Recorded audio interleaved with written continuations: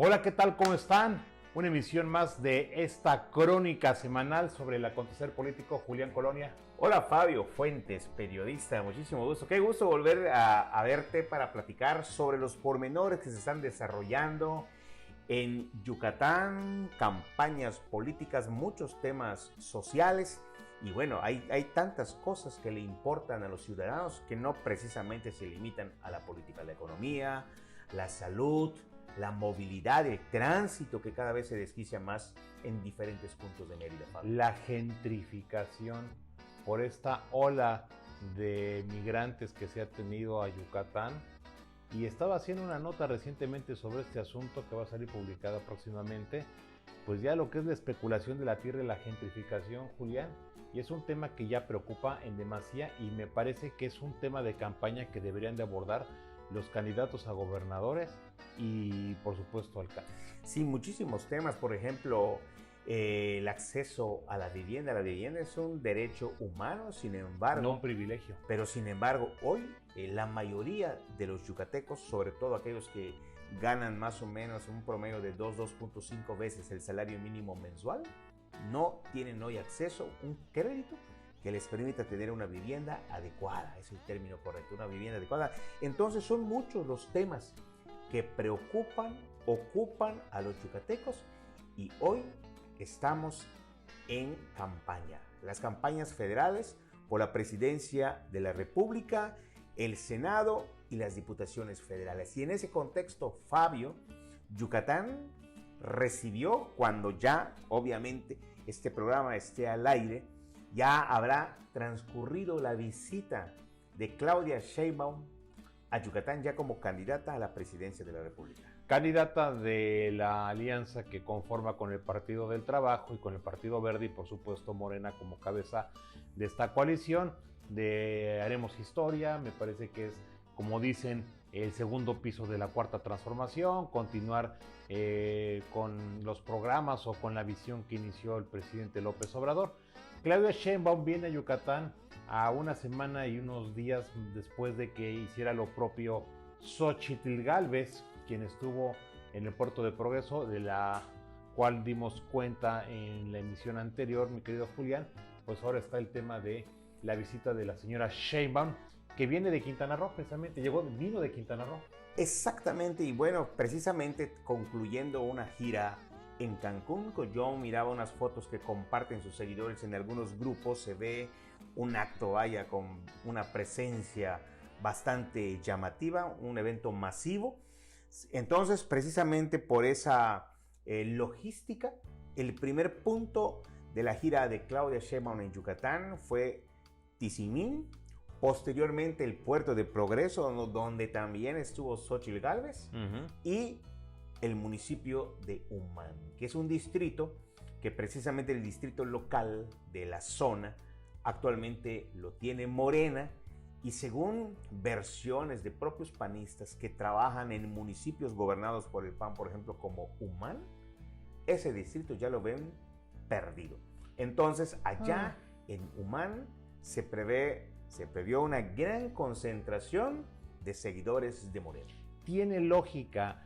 Lo que es la zona conurbada hacia el sur, municipios como Humán, colonias como La Obrera, como San José Tecó, como El Roble, de alta densidad de imaginación, pues sabemos que es el público al que se está dirigiendo Morena principalmente, en este caso a nivel federal, porque las campañas a nivel estatal todavía no arrancan, ya estamos unos días, no se coman las ansias, y es lógico y normal. Sí me llama mucho la atención, Julián, el tema de que la señora Sheinbaum también vaya a Progreso. ¿Te imaginas que le hiciera el anuncio al gobernador Vila, la propia Sheinbaum, de nosotros sí vamos a hacer la ampliación del puerto de Progreso? Bueno, es que realmente... Sabiendo que ahorita hay una disyuntiva ahí.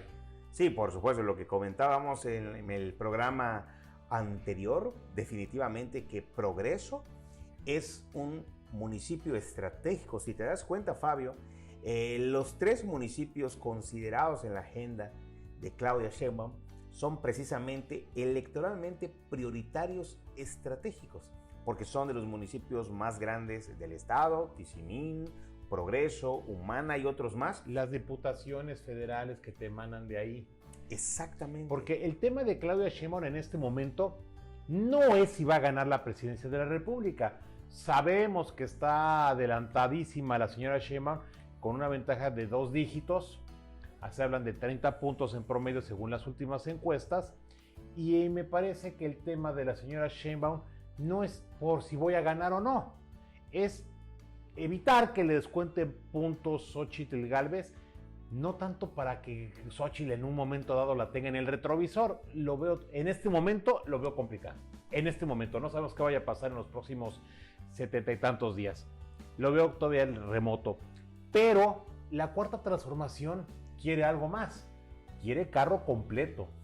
Bueno, precisamente lo que la misma candidata presidencial, el dirigente nacional de Morena, Mario Delgado, el propio presidente de la República, que es el principal operador político de las campañas de Morena, López Obrador, ¿qué es lo que ha dicho? Exactamente, van por todo. Y Yucatán es el único estado del sureste del país que todavía no tiene el color guinda. Por eso, bueno, se supone, parece, que vino la candidata precisamente con esa determinación de respaldar a su candidato al gobierno del estado aquí en Yucatán, Joaquín Huacho Díaz Mena, que por fin salió de su convalecencia de esa fractura y por fin ya comenzó a estar presente en las colonias.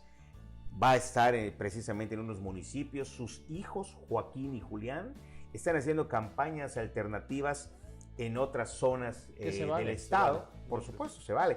Y Huacho, bueno, también está utilizando las redes sociales, transmisiones en vivo a las 9 de la noche, tipo, obviamente no es una mañanera, pero utilizando las redes sociales que a López Obrador le ha funcionado muy bien en sus mañaneras. Y bueno, Claudia Sheinbaum vino precisamente a apuntalar a su candidato que comenzó de forma desafortunada su campaña en con Yucatán. Este accidente, esta fractura. Pero vamos, y apuntalar a los diputados federales, a los candidatos a diputados federales y al Senado. Entendamos lo siguiente, la Cuarta Transformación, y lo ha dicho el propio presidente de la República, ellos quieren hacer modificaciones constitucionales, el llamado Plan C, entre otras cosas, para hacer reformas al Poder Judicial Federal, buscando que los jueces sean electos por mayoría o por un voto popular.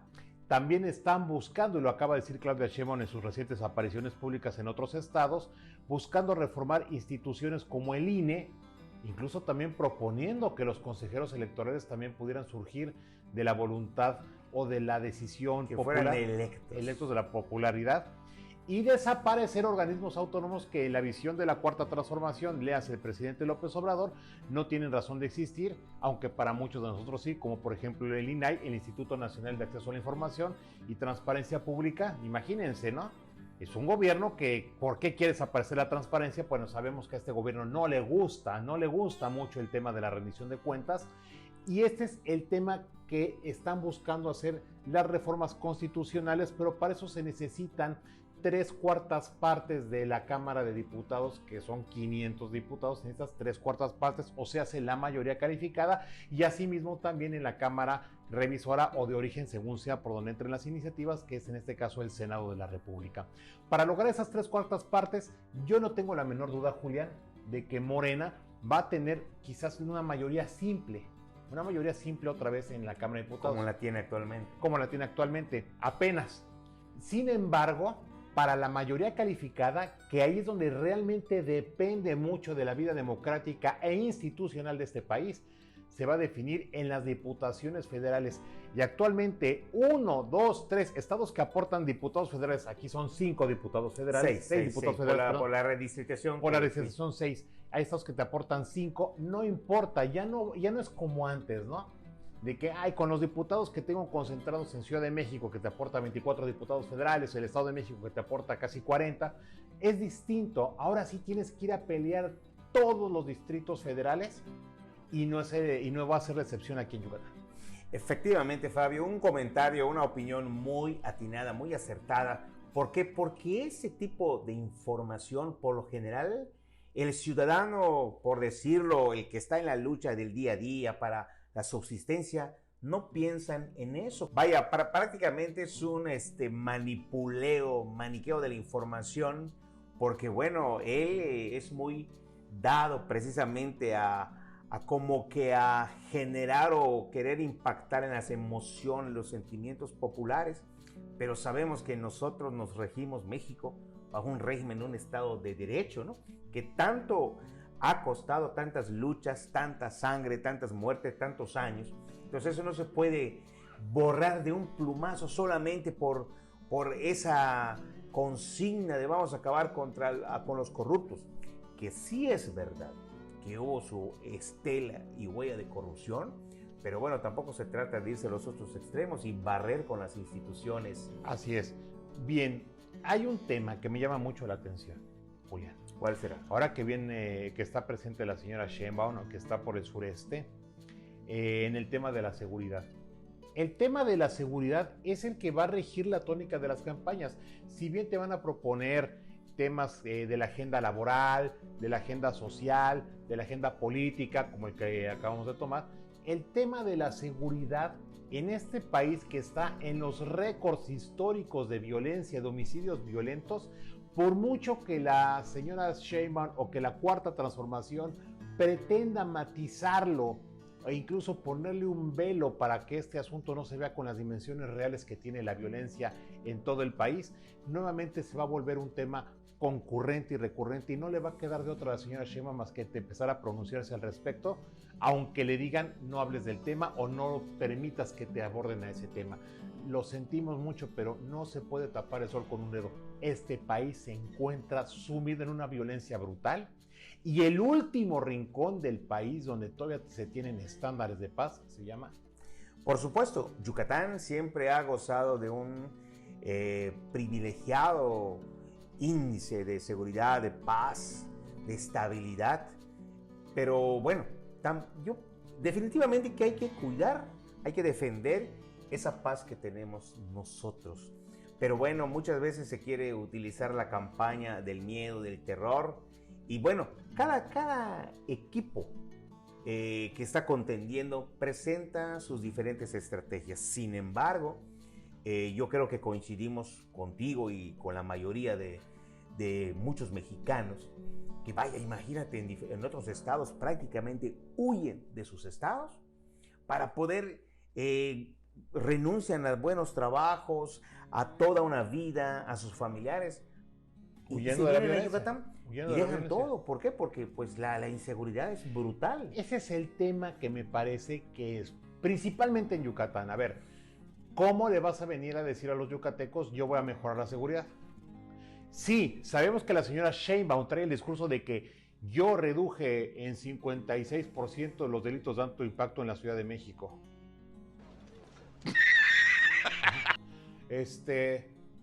Sí, entiendo. Y lo mismo, se lo vas a venir a platicar a la entidad que tiene la mejor seguridad del país. No estoy diciendo que sea extraordinariamente pulcra. Por supuesto que hay situaciones y hay estadísticas ocultas como en todas las entidades de la República. Yucatán también tiene sus cifras ocultas y no venimos tampoco a chuparnos el dedo, pero no se encuentra ni por tantito parecido a lo que ocurre en otros estados de la República, y ante eso es como si yo ahora sí literalmente le quieres vender papas a Sabritas. No, pero es que realmente, Fabio, sí hace falta un viraje muy completo en la seguridad de Yucatán. En cuanto a la estrategia de seguridad que plantea el gobierno federal. Porque esa estrategia... No, porque estamos hablando de Claudia Sheinbaum, ¿no? Sí, esa estrategia de abrazos, no balazos, se comentaba, ¿no? Parece que los abrazos van para los delincuentes y los balazos pues siguen recibiendo los ciudadanos. Sí. O sea, sería un error, tal vez lo más seguro, si Claudia Sheinbaum hoy por hoy pues no pueda decir nada al respecto, porque pues, imagínate, sería prácticamente un desafío a su jefe político. Se tendría que ella misma disparar en el pie. Ahora no lo va a hacer. No en este momento, pero también conforme avance la campaña y conforme se sigan dando hechos. Por ejemplo, esto de lo de Guerrero en Chilpancingo, ¿no? No, hombre, terrible. El policía que mata a otro estudiante de la Normal Rural de Ayotzinapa. Primero lo niegan el asunto, lo tratan de encubrir. Luego lo termina de reconocer el presidente de la República que sí, que hubo un elemento que le disparó. Y para rematar, ¿qué creen? Se nos fugó. Sí. Bueno, y bueno, estás hablando de un solo ejemplo hace unos días, precisamente. Pero cuando pasa esas cosas y en plena campaña, aunque ahora sí que como en la película de Rocky, aunque te quieras salir, te regreso a la esquina. ¿Por qué? Porque la agenda política, los hechos, la realidad va a alcanzar permanentemente a la candidata Sheinbaum.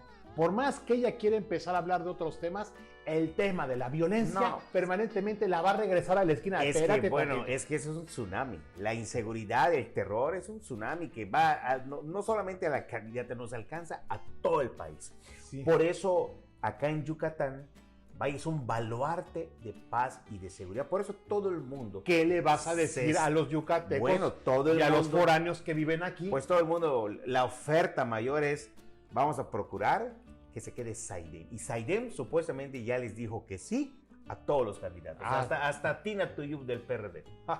El tema es ese, que actualmente el comandante Luis Saidem se está convirtiendo en un activo electoral político al que quizás él mismo ni siquiera ya quiere estar en esa palestra.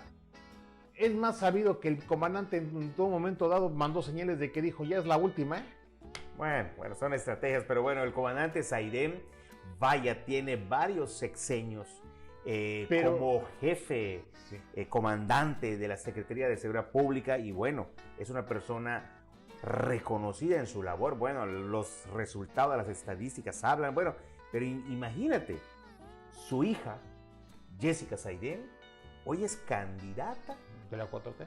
En la 4T, en un distrito que incluye el segundo municipio más poblado de Yucatán, que es Canacín. Así es. En fin, es parte de la agenda política y es parte del jaloneo que se va a dar. El comandante Saidem es un actor, casi está en la boleta, en el imaginario público, pero porque los candidatos lo han puesto en la boleta, sin que él haya pronunciado ni una sola palabra del tema político electoral, porque además no son sus facultades, pero el personaje prácticamente va a estar en la boleta porque así lo han puesto todos los candidatos, y a ver quién es el que se convence de que, o el que le logra vender la idea al electorado de, si votan por mí, Saidem se queda o repite. Bueno, a lo mejor eso no va a suceder. Pero bueno, también ¿quién lo puede prometer? También estamos de acuerdo, Fabio, ¿no? Que la estrategia de seguridad es mucho más que una sola persona. O por supuesto, el comandante Saidem está al frente, pero bueno, toda la estrategia descansa en todos los... Descansa en un presupuesto de 3,000 millones de pesos. Y una superestructura, obviamente, toda la visión que se tiene para poner cámaras de videovigilancia por los puntos estratégicos. Son más de 4,500 cámaras. Claro, son 3,000 millones de pesos invertidos. Punto. Más aparte, una continuidad a un plan que se ha gestado en los últimos 15 años. Pero bueno, hablamos de la seguridad. Es un tema que aterroriza a la mayor parte del país en otras latitudes. Pero por ejemplo acá en Yucatán, gozamos, gracias a Dios, de seguridad, de paz. Pero tenemos los salarios más bajos del país. De los más bajos. Hoy solamente se construyen principalmente casas residenciales cuyos precios están entre 800 y 1 millón de pesos y más. Sí, esa es una polarización social. ¿Quiénes van a poder? Hay violencia... las mujeres sufren grados violencia intrafamiliar, de violencia, primer lugar en suicidios y temas de salud pública que me parece que son muy importantes, como la diabetes, la obesidad infantil, los males cardíacos. Así es que es una derivación finalmente.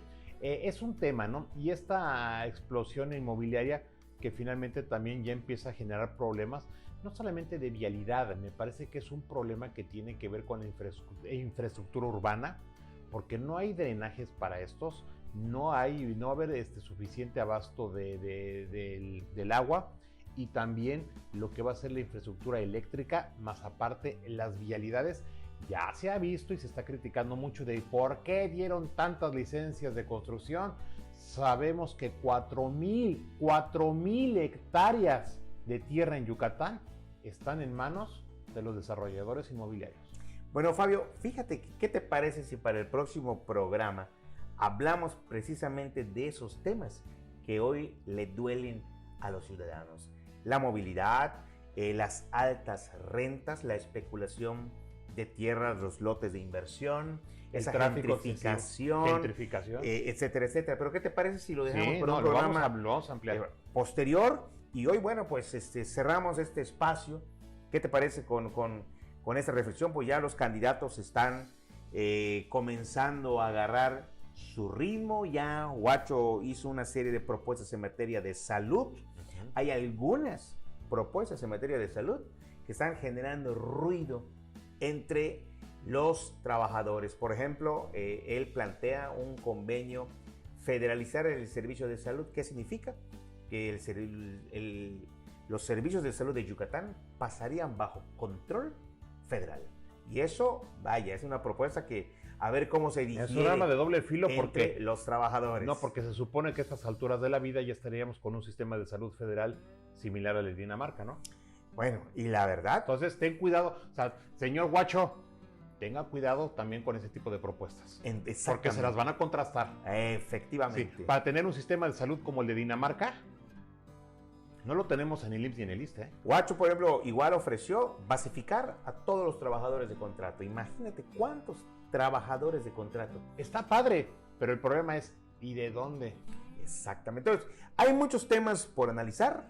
Pero tenías un tema nada más de ribete, nada más, mi querido Julián, el tema de las candidaturas impostadas, ¿no? Bueno, estamos hablando de que hay una guerra jurídica.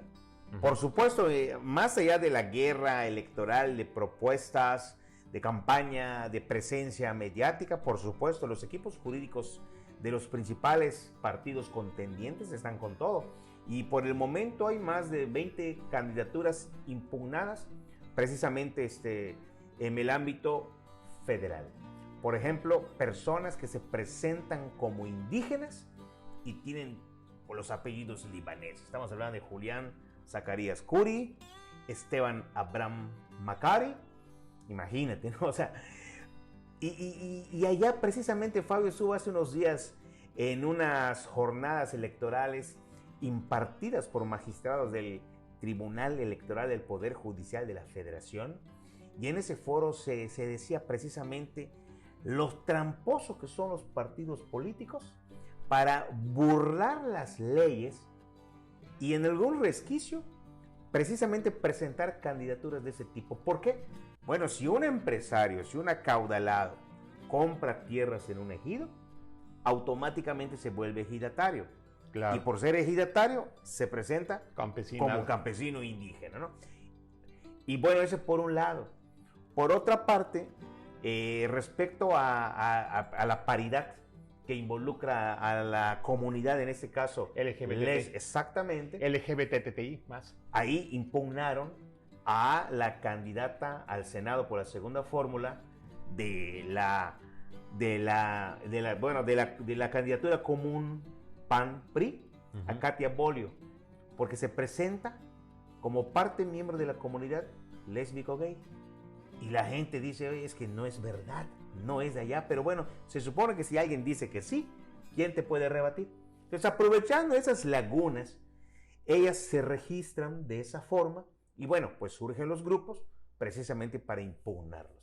Sí, este asunto de las candidaturas por segmento social ha generado mucha controversia en todo el país y qué lástima que en Yucatán no sea la excepción. Sobre todo me preocupan mucho estos dos temas, ¿no? Que se hacen pasar por un grupo social al que no pertenecen, como en efecto son los ejidatarios, o de candidaturas indígenas, ¿no? Ya hablando del caso de la comunidad LGBTI+, me parece que también ahí, pues porque muchas veces solamente basta con la palabra, ¿no? De que lo manifiesten, de que pertenezco a la comunidad, porque además la comunidad LGBTI+, sus siglas lo dicen, pues es muy amplia, ¿no? Y hay diferentes maneras de expresión sobre la personalidad y la identidad y la orientación sexual o de género en este caso. Entonces, al ser tan amplio el espectro, pues también dejan bastantes casillas para que alguien pueda escoger una que le acomode más y determinado momento pues ya poder ocupar un puesto, una candidatura de elección popular bajo estas características. En el caso de los indígenas me parece que ahí sí es una canallada y es una bajeza que se hagan pasar por indígenas cuando realmente pues solamente se dicen lo soy porque tengo mi casa allá en algún municipio. Sí, de la o zona porque maya. nació ganadero, ranchero, con familia, ¿no? Padres ganaderos y rancheros, pero bueno, no necesariamente, bueno, puede ser que tenga un arraigo en la comunidad, pero ¿eso te hace indígena? No, aquí lo que se trata es de darle la representación y la voz a los pueblos originales. Que eso es muy diferente a que, no, pues es que yo tengo mi rancho allá por, tú sabes, ¿no? Allá en el oriente y bueno, pues ahí tengo mis mallas. Exactamente, bueno, pero eso ya está en manos Tribunal. del tribunal, de los tribunales, entonces ya veremos cuál va a ser el desenlace. Pues así va a estar esta situación y pues ojalá, ¿no? Que haya más sanciones. No solamente sea obligarlos a reponer al candidato, que también ya exista la sanción por el simple hecho, el puro intento de pretender suplantar a un grupo social por un puesto de elección, por una diputación, ya debe ser motivo no nada más de sustituir al candidato, debe venir la multa, ¿no? Porque el hecho, la acción es alevosía y es pretender no engañar al órgano electoral, es en verdad burlarse de la sociedad. Totalmente, Fabio, pero bueno, los yucatecos hoy somos mucho más informados, mucho más partícipes y estoy seguro que en esta elección los yucatecos van a marcar una muy buena diferencia. Me parece que sí, es una elección que además se presta mucho para estar bien informados y contribuir con el granito de arena, mi querido Julián. Muy bien, Fabio, pues un gusto como siempre platicar contigo y qué gusto saludarle a todos ustedes.